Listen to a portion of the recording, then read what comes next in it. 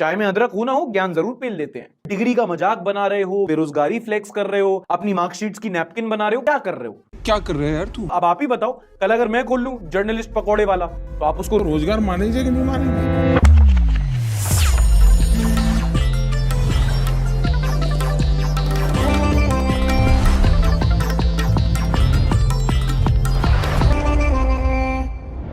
नमस्कार, आदाब and welcome. This is Sarthak and you are watching the Sunday show, वो show जहां हम करेंगे सारी न्यूज की बात थोड़े एंटरटेनमेंट के साथ। सो एमबीए चाय वाला आजकल कंट्रोवर्सीज में चल रहे हैं। You see this guy, Sandeep Maheshwari without specs, yes यही है। अगर आप इनसे वाकिफ नहीं है तो ये part time businessman, full time motivational speaker है। खुद की परिवार की पहली BMW मर्सिडीज लाना, आपकी सब चीज पूरी हो जाएगी। कोई बड़ी चीज नहीं होती, बस सोचो आप। चाय में अदरक हो ना हो, ज्ञान जरूर पेल देते हैं। And MBA is not a degree, MBA is mister Bilore Ahmedabad MBA. ये भी ठीक है। ये सही स्कीम है, ऐसे तो डिग्री लेने की जरूरत ही नहीं है। मैं भी बना लूं एमएससी, मिस्टर सार्थक। नहीं, अपना वैसे भी ठीक ही चल रहा है। अब मसला ये हुआ है कि इनकी कंपनी एमबीए चाय वाला, उसके जो फ्रेंचाइजी ओनर्स हैं, उन्होंने इनके खिलाफ पुलिस कंप्लेंट फाइल करना शुरू कर दी है और ये आरोप लगाए हैं कि भाई आउटलेट में प्रॉफिट बिल्कुल नहीं हो रहा है। और इन्होंने पहले जब फ्रेंचाइजी दी थी तब तो इन्होंने बड़े बड़े वादे किए थे, डींगे हाँकी थी, लेकिन अब जब बिल्कुल भी प्रॉफिट नहीं हो रहा है तो इनका अता पता नहीं है। 10-10 लाख रुपए में फ्रेंचाइजी बेची और एक चाय की दुकान को खोलने के लिए उसने कम से कम इनमें 30-30 लाख रुपए लगवा दिए। इन लोगों ने ठगी का काम करा है। जब इनने फ्रेंचाइजी दी थी, बोला था कि हम आपके यहाँ आएंगे, हम चलाएंगे, 10,000 रुपए का गल्ला रहेगा, 600 रुपए का गल्ला हो रहा है। किसी ने ब्याज पे पैसे लिए।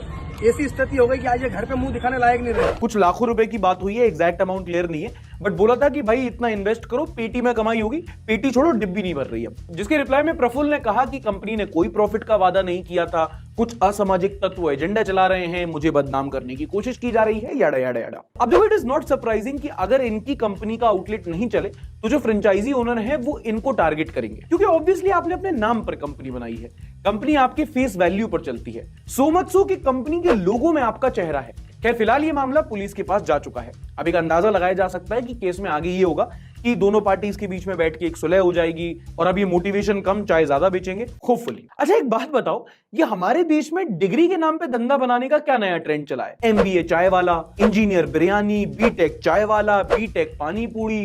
कभी कभी कंफ्यूज हो जाते हैं कि धंधा है या नई स्ट्रीम है। मतलब करना क्या चाहते हो बता दो एक बार। डिग्री का मजाक बना रहे हो, बेरोजगारी फ्लेक्स कर रहे हो, अपनी मार्कशीट्स की नैपकिन बना रहे हो, क्या कर रहे हो? क्या कर रहे हैं यार तू? अब आप ही बताओ, कल अगर मैं खोल लूं जर्नलिस्ट पकौड़े वाला, तो आप उसको रोजगार मानेंगे कि नहीं मानेंगे? अगली कंट्रोवर्सी है इंटरनेशनल। मसला थोड़ा छोटा सा है, बट क्योंकि इसमें यूएस के फॉर्मर प्रेसिडेंट इन्वॉल्व है, जान लेते हैं। यूनाइटेड स्टेट्स के फॉर्मर प्रेसिडेंट डोनाल्ड ट्रंप एक पॉर्न स्टार के केस में इंडाइट कर दिए गए हैं इन द सेंस कि दोषी पाए गए हैं। अच्छा, डोनाल्ड ट्रंप तो आपको याद ही होगा ना। मोदी जी, याद दिलाना इनको जरा। Mister Donald Trump.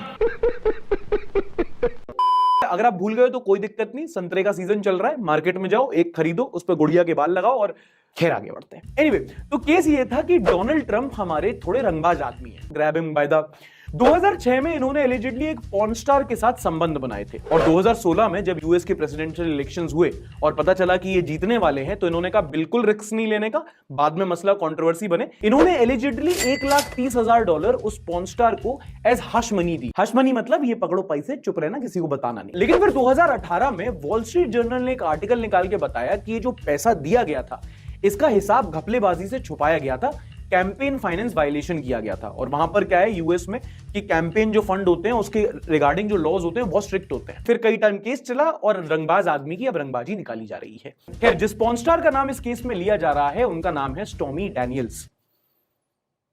पहचान गए ना? झूठ मत बोलो, हिस्ट्री चेक करवाऊंगा भी तुम्हारी। वैसे अमेरिका के बारे में मुझे ये चीज बिल्कुल अच्छी नहीं लगती। तो कैसे बेशरम लीडर है इनके, कैसे कैसे स्कैंडल में नाम आ रहे हैं, बताओ। इस मामले में अपने मोदी जी अच्छे हैं, संत आदमी है, कर्मठ है, काम करते रहते हैं, योगा मेडिटेशन करते हैं, और मुझे तो लगता है कि मोदी जी ने कभी सेक्स भी नहीं किया। अब अगर हम अगले वाले सेक्स क्या यार, अल्लाह के नाम पे लाइक सब्सक्राइब शेयर कर।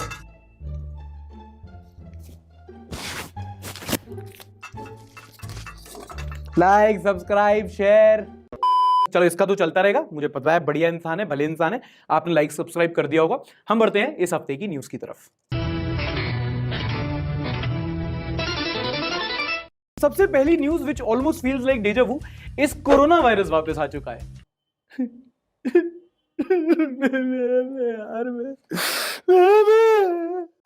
एक नया स्ट्रेन मार्केट में आया है जिसके चलते अलग अलग स्टेट्स में कोविड के केसेस बढ़ना शुरू हो चुके हैं। हेल्थ मिनिस्टर ने इसको लेकर एक इमरजेंसी मीटिंग भी की है और एक अलर्ट जारी कर दिया है। You know sometimes I feel like Covid is like the Undertaker of virus. मतलब साल में एक ना एक बार ये आ जाता है वापस और लोग इसको देखते हैं बोलते हैं मर नहीं गया था। खैर, अब जो नया वेरिएंट आया है उसका नाम है XBB.1.16। कितनी बार बताऊं, BMW का मॉडल नहीं है ये। कई सारे स्टेट्स में अचानक से कोविड के केसेस बढ़ने लगे हैं और फिलहाल तो कोई ऐसी डरने की बात नहीं है, बट हाँ, जब भी कोविड का नाम सुनो तो अपने कान थोड़े खोले रखना, कोई भी न्यूज आ सकती है। अच्छा, हेल्थ मिनिस्टर का नाम बताओ जरा एक बार अपना। कोई नहीं, मुझे भी नहीं पता था, चलता है यार, कौन सा अपन को केबीसी में जाना है। चलो, next big news is related to education. National council for education research and training यानी कि NCERT ने अपने क्लास 11th और क्लास 12th के सिलेबस से मुगल्स पर कुछ चैप्टर्स हटा दिए हैं। इस मुद्दे पर पहले भी एक नोटिफिकेशन आई थी, बट अब फाइनली ये इंप्लीमेंट होने जा रहा है। सिलेबस से जो चैप्टर हटाए गए हैं वो है मुगल कोर्ट्स को लेकर, और 16वीं और 17वीं शताब्दी में कुछ और मुगल के सेगमेंट हैं वो भी हटा दिए गए हैं। अब ऑब्वियसली एक बड़ी खबर थी तो लोगों के अपने अपने रिव्यूज आए। सीताराम येचुरी ने लिखा, the lands of India have always been the churning crucible of civilisational advances through cultural confluences. Shashi Tharoor ने लिखा कि after Babur every Mughal king was a product of an Indian wife. They knew no other homeland, lived, loved, died, and were buried here. Spent their resources here, left their legacies to us Indians. I certainly wouldn't cede any of them in Pakistan. मतलब basically बता रहा है कि Mughals हमारी history का हिस्सा थे। फिर विवेक अग्निहोत्री है, जिनको आप अपने स्केल के हिसाब से एक्सट्रीम राइट में मान सकते हो। कश्मीर फाइल्स के डायरेक्टर भी यही थे, है ना। I fail to understand the love for Mughals. है ना, what did Mughals do? Didn't leave any GDP. They left us so weak that British could colonize us. From scientific and progressive society, we became orthodox, patriarchal and conflicted society. It's so criminal to glorify them just because of one of the Taj Mahal, which is also built by blood of poor Indians. अब ये तो कुछ political धाक वाले लोग थे, आम लोग क्या बोल रहे थे। मुझे लेकिन एक यूजर का कमेंट बड़ा अच्छा लगा, जिन्होंने बोला, they are a part of our history of this nation? If you want, you can also include the injustice done by them in the syllabus, but removing them just doesn't make sense at all. अगर आपको अपना perspective है तो बता दो, but उसको erase मत करो। अब देखो, कई लोगों के कई सारे कमेंट रहे, कहते हैं ना कि कुछ तो लोग कहेंगे, लोगों को तो काम है ट्वीट करना, लेकिन जिनका कमेंट मैटर करता है वो है DTU यानी कि डेमोक्रेटिक टीचर्स फ्रंट, कि भाई टीचर्स का क्या कहना है, अगर सिलेबस में कुछ चेंज हुआ है तो देश के अध्यापक क्या कह रहे हैं। और उन्होंने इस मूव को सही नहीं बताया है। उन्होंने NCERT ने क्लेम किया था कि इससे बच्चों के जो सिलेबस है उसका बोझ कम होगा, तो टीचर्स एसोसिएशन ने कहा कि ऐसा तो कुछ खास नहीं होगा, बट हाँ, आप सिलेबस से ऐसे रैंडमली की पार्ट्स नहीं हटा सकते। They said, and I quote, this approach would eliminate any possibility of India emerging as a center of science and technology. If WhatsApp University is given a free hand to have its say in schools, colleges and university in the same way, it will seriously affect Indian democracy. अच्छा, ये पूरा जो मसला है ना Mughals को लेकर, ये काफी कॉम्प्लिकेटेड और काफी कंट्रोवर्शियल हो चुका है हमारे देश में। आपको YouTube पर कई सारी वीडियोस मिल जाएंगी जहां लोग अपने अपने व्यू पॉइंट रख रहे हैं। मतलब बाबर की हाइट से लेकर औरंगजेब के स्पर्म काउंट तक सबके पास कुछ ना कुछ एक्सक्लूसिव है। I tell you the political side of it. अगर आप शो रेगुलरली फॉलो करते हैं तो मैं आपको पहले भी बता चुका हूं कि जो मुगल्स का मुद्दा है, it is a battle of ideologies between the BJP and the Congress. जहां कांग्रेस ने ओवर टाइम बताया है कि Mughals are a part of the history, मतलब हम लोग स्कूल में चैप्टर ही हुआ करता था द ग्रेट मुगल्स। वहीं बीजेपी का ये फंडामेंटल मतभेद ये है कि ये कोई ग्रेट नहीं थे, ये इन्वेडर्स थे। ये हमारी हिस्ट्री बनाने का काम नहीं किया है, इन्होंने मिटाने का काम किया है। Basically they are not very proud of the Mughal heritage. और आप कोई भी बीजेपी लीडर या फिर राइट विंग लीडर की आप स्पीच सुन लो, इंटरव्यू देख लो, आपको वो यही झुंझुना बजाते दिखेंगे। खैर, जो आपको समझना था समझा दिया, इसके आगे मुझे नहीं पता। मैं तो इतना एजुकेटेड हूं, मुझसे 8th क्लास में ना हिस्ट्री के एग्जाम में पूछा था अकबर के बारे में, मैंने जश्न बहारा के लिरिक्स लिखे थे। हाल ही में टाइम मैगजीन ने निकाली दुनिया के सबसे फेमस लोगों की लिस्ट, और हालांकि काफी सारे नाम हैं, बट टॉप 5 के नाम हम भी बता दिए, जिसमें हमारे SRK भैया को पहला स्थान मिला है। लिस्ट में ईरान में प्रोटेस्ट कर रही महिलाओं का दूसरा नंबर है, प्रिंस हैरी मेगन मार्कल टॉप 5 में है, वर्ल्ड कप जीत के बाद फुटबॉलर लियोनेल मेसी का भी नाम शामिल है। पूरी लिस्ट अभी आना बाकी है, बट फिलहाल के लिए तो हमारा लौंडा टॉप पर है, और वहां KKR भी जीत रही है। इनके तो अच्छे दिन आ गए। एक गुड न्यूज बताता हूं आपको जो आई यूनाइटेड नेशंस से। हमारे देश के external affairs minister S Jaishankar ने बताया कि ऑलमोस्ट 20 साल बाद India got elected to the statistical commission of the United Nations. Simple बताऊं तो UN की एक कमीशन है जो नारकोटिक्स, ड्रग्स, HIV/AIDS प्रोग्राम्स, इन सब पर काम करती है, और इस कमीशन में इंडिया अब अगले 4 साल के लिए मेंबर बन चुका है। एंड मजे की बात यह है कि साउथ एशिया रीजन में अपन चाइना से पहले इलेक्ट हुए हैं। एशिया पैसिफिक से 2 सीट्स थी जिनके लिए UAE, इंडिया, साउथ कोरिया और चाइना लड़ रहे थे। इंडिया को 53 में से 46 वोट्स मिले थे, और वहीं दूसरी सीट पर साउथ कोरिया ने चाइना को पछाड़कर बाजी मार ली है। अच्छा, अगली न्यूज है ऑटो सेक्टर से। जहां इन दिनों देश में कार्स की बिक्री बहुत बढ़ गई है। अगर आप ऑटोमोबाइल्स और कार्स में इंटरेस्ट रखते हैं तो ध्यान से सुनना, काफी इनसाइट्स हैं। इस फाइनेंशियल ईयर में देश में सबसे ज्यादा कार्स बिकी हैं। अब हालांकि मार्केट में अभी भी सेमीकंडक्टर की शॉर्टेज चल रही है, पर जितनी भी कार कंपनीज हैं, टाटा, ह्युंडई, मारुति, सबने बताया है कि उनकी सेल्स में बढ़ोतरी हुई है। और सारी कंपनीज, मारुति ने 19%, ह्युंडई ने 21% और टाटा ने 45% की ग्रोथ दर्ज की है। इसमें एक हाईलाइट ये भी रही कि इंडिया में अब हैचबैक जो गाड़ियां होती हैं उनका मार्केट शेयर थोड़ा कम हुआ है और अब पब्लिक जो है वो एसयूवी या कॉम्पैक्ट एसयूवी की तरफ जा रही है। अब कार मार्केट में इस उछाल की मेजरली दो वजह मानी जा रही है। एक तो ये कि कोविड और लॉकडाउन के बाद कई लोगों को जिनको गाड़ी लेना था वो एक साथ गाड़ी लिए तो वहां स्पाइक हुआ, और दूसरा ये कि रिसेंट के टाइम्स में कार मार्केट में काफी अपग्रेडेशन हुए हैं। हर कंपनीज के नए नए मॉडल्स आए और अब ईवी भी आ गया है, तो इनोवेशन बहुत जल्दी हो रहा है, इसीलिए ये ग्रोथ भी जल्दी हो रही है। और अगर ये इंफॉर्मेशन अच्छी लगी हो तो लाइक करना मत भूलना दोस्तों। इंटरनेशनल स्तर पर एक बहुत बड़ी खबर यह है कि रशिया के पड़ोसी देश यानी कि फिनलैंड ने नॉर्थ अटलांटिक ट्रीटी ऑर्गेनाइजेशन को ज्वाइन कर लिया है। जैसे हमारे ब्रिक्स और एशियन होते हैं, ऐसे ही यूरोप की कंट्रीज में होता है NATO, North Atlantic Treaty Organisation, which is basically Russia versus US and punter. इसका indirect link Russia Ukraine crisis से तो है ही। अब जो फॉरेन पॉलिसी एक्सपर्ट्स हैं वो फिनलैंड की तरफ से इसे एक बहुत प्रैक्टिकल और सोचा समझा मूव मान रहा है, क्योंकि रशिया यूक्रेन में क्राइसिस चल रहा है और फिनलैंड रशिया का पड़ोसी है। तो जब पड़ोस में हंगामा होता है तो कान तो आपके भी खड़े होते हैं ना। Same logic. किसी ने बड़ा अच्छा मीम बनाया, पुतिन फिनलैंड से कहता है don't join NATO. Why not? Because I am going to protect you. Protect me from what? From what I am going to do to you if you join NATO. चित भी मेरी, पट भी मेरी, आगे कुआ पीछे खाई। एंड लास्ट न्यूज फाइनेंस से, कुछ ज्यादा नया नहीं है। इस हफ्ते वर्ल्ड बैंक ने इंडिया की जीडीपी ग्रोथ रेट को 6.3% यानी कि 6.3% रखा है। और भी कई चीज बोली है, जैसे कि ग्लोबल स्लो डाउन है, India is one of the fastest growing economy. कुछ नया बताओ यार, कुछ सरप्राइजिंग करो। जैसे कि रात को 8 बजे स्पीच दो कि आज रात 12 बजे से सारी करेंसीज लीगल टेंडर नहीं रहेंगे। अरे यार, मरना तेरे को डर नहीं लगता? तो जैसे कि आप जानते हैं कि आजकल आईपीएल सीजन चल रहा है, तो मैंने भी सोचा कि एक टेम्पररी सेगमेंट बनाया जाए और आपको आईपीएल की हाइलाइट्स बताई जाए बाटे। अगर आप आईपीएल फॉलो नहीं कर रहे हैं तो एज यूजुअल ज्यादा कुछ बदला नहीं है, वही सीन है। एमआई अपने इनिशियल मैचेस हार रही है, आरसीबी के बॉलर्स कुटे जा रहे हैं और दिल्ली की टीम को फैंस छोड़ो उसके प्लेयर्स भी सीरियसली नहीं ले रहे। रिकॉर्ड्स की बात करें तो युजवेंद्र चहल इंडिया के पहले बॉलर है जो रीलर होने के साथ साथ अब टी20 में 300 विकेट्स ले चुके हैं। And if he has a good IPL season then he might just overtake Dwayne Bravo as the highest wicket taker in IPL. कुछ नया टैलेंट भी देखने को मिल रहा है, जैसे कि मुंबई के तिलक वर्मा है, गुजरात के साई सुदर्शन एंड मुंबई के सुयश शर्मा। 3 ऐसे यंगस्टर हैं जो बहुत प्रतिभा दिखा रहे हैं और लोग कह रहे हैं कि they can be the future of Indian cricket. बाकी अभी आईपीएल शुरू ही हुआ है, देखते हैं कैसा चलता है। चलो, this was the serious stuff of this week. Now let's have some fun. Nonsense लगाओ भैया, नॉनसेंस। आपको याद होगा कुछ हफ्ते पहले कॉनमैन एक फ्रॉड पकड़ा गया था जो अपने आप को प्राइम मिनिस्टर ऑफिस का आदमी बताकर पुलिस को ठग रहा था। हमने पूरी वीडियो भी बनाई थी उस पर। अब लगता है कि उससे कुछ लोग इंस्पायर हो गए हैं और इसी कवायद में गुड़गांव में एक लड़के ने एसएचओ को फोन लगाया, इंस्पेक्टर को, और बोला कि मैं पीएम के एडवाइजर का पोता बोल रहा हूं और तुम इंस्पेक्टर आदमी, मुझे दारू चाहिए, चलो दारू दिलवाओ।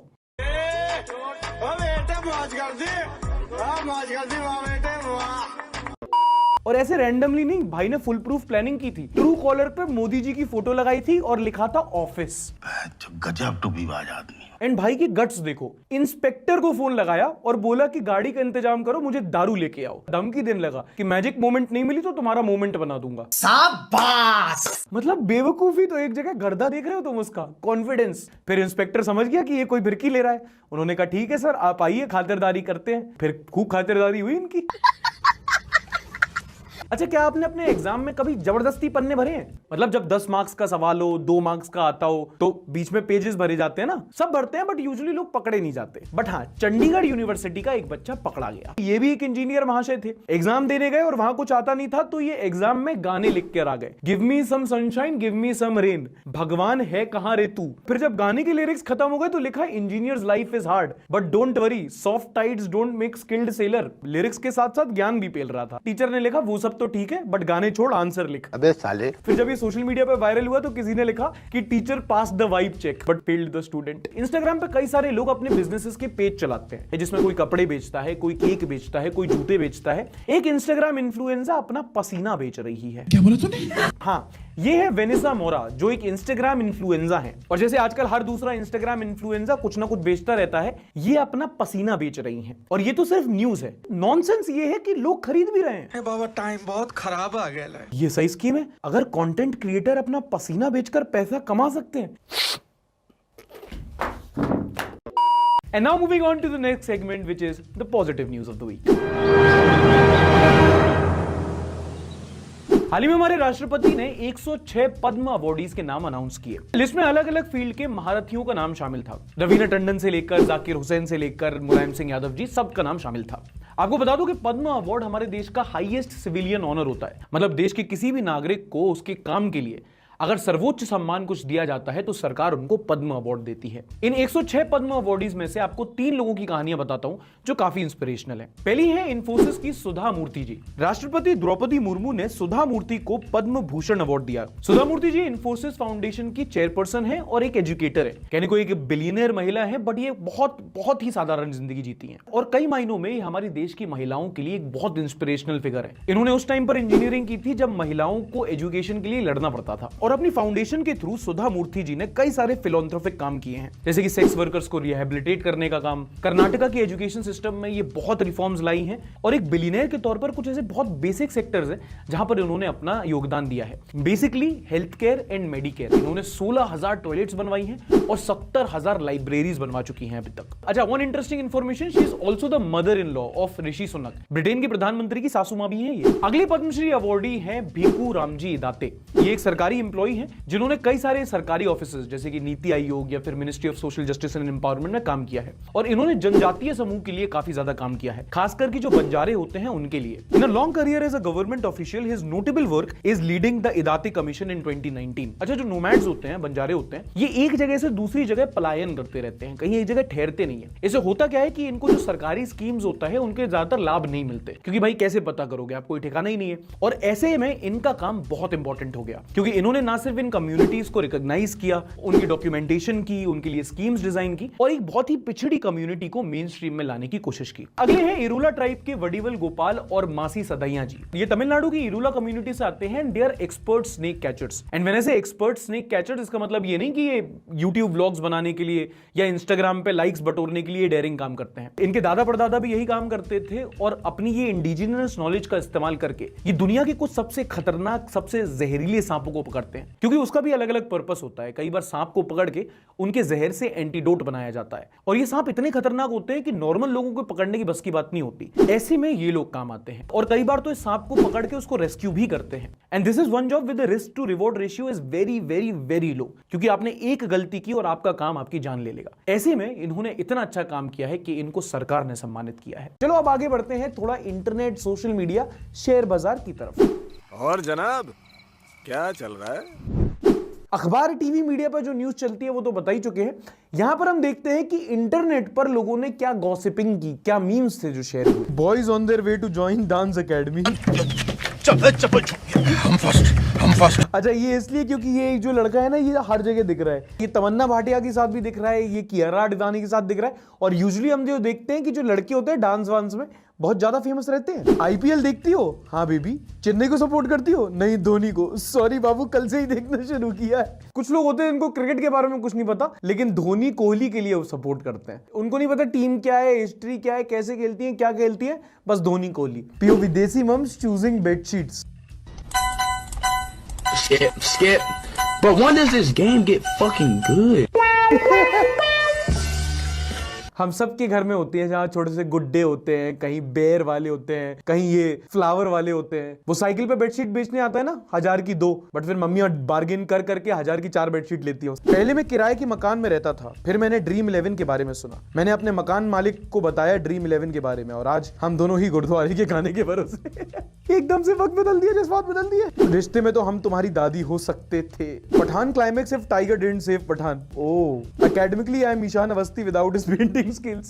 दिनेश ने ट्वीट किया, Zomato and Swiggy are cool, but I miss the पापा आते हुए कुछ खाना तो लेके आना era। We live in an age where we demand more accountability from our Swiggy, Zomato delivery boys than our government। हाँ, ये तो है। 2 मिनट ऑर्डर लेट हो गया तो लोगों को रिफंड चाहिए। या 3 साल से डेटा रिलीज नहीं हुआ, किसी को कोई फर्क नहीं पड़ता। IPL ads have only 2 moods, जुआ खेल, गुटखा का। सब खेलेंगे, सब थूकेंगे। From now on, Twitter UI after Elon Musk changed the logo to Doji, Spaces, Photos, GIF, Bark। Narundar M ने ट्वीट किया, Ambani might have made all the big actors perform for him but the best actor still works for Adani. अरे bulldozer चल जाएगा अभी। China is busy changing place names in Indian geography, India is busy changing chapters in Indian history. हाँ यार, ये बात सफेद कपड़ा बिल्कुल गलत बात है। सबका अपना अपना इंटरेस्ट होता है, किसी का हिस्ट्री में होता है, किसी का ज्योग्राफी में होता है। आप कौन होते हो जज करने वाले? टीचर हो क्या?